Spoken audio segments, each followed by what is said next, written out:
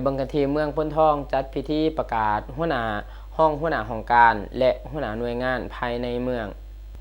วันที่10 กรกฎาคมที่ผ่านมานี้อยู่ที่สโมสรของเมืองพ้นทองได้จัดพิธีประกาศยกย้ายแต่งตั้งหัวหน้าห้องการคณะสมาชิกสภาพประชาชนแขวงประจำเขตเลือกตั้งเมืองพ้นทองหัวหน้าคณะโฆษณาอุปมเมืองประธานสหพันธ์กรรมบาลเมืองประธานสหพันธ์แม่หญิงเมืองห้องประธานคณะกรรมการกวดกาภาคห้องประธานองค์การกวดการรัฐเมืองและหัวหน้าหน่วยงานบางของการภายในเมืองโดยให้เกียรติเป็นประธานของทานบุญท่านเสยแสงกรรมการพรรคแขวงเลขาพรรคเมืองมีห้องเลขาพรรคเมืองมีต่างหน้าแผนกการที่เกี่ยวของแขวงมีคณะประจำพรรคเมืองกรรมการพรรคเมืองมีหัวหน้าห้องหัวหน้าของการมีแขกที่ถึกเชิญพร้อมด้วยพนักงานที่เกี่ยวของเขาห่วม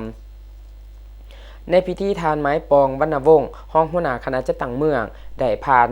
มติคณะประจำพรรคแขวงฉบับเลขที่06ทับข้อปจสพขลงวันที่5 พฤษภาคม ปี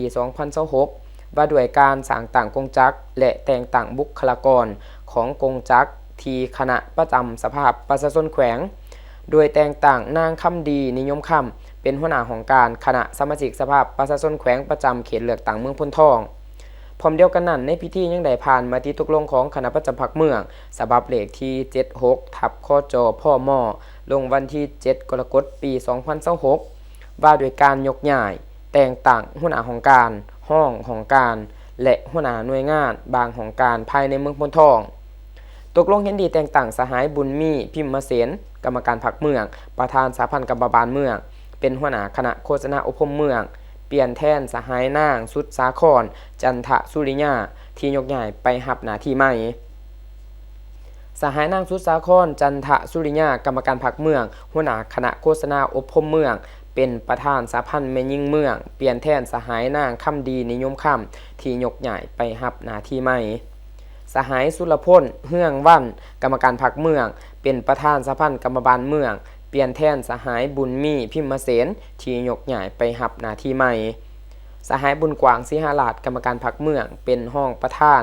คณะกรรมการกวดกาพรรคเมืองเปลี่ยนแทนสหายลำไม้จันทิราชที่ยกย้ายไปรับหน้าที่ใหม่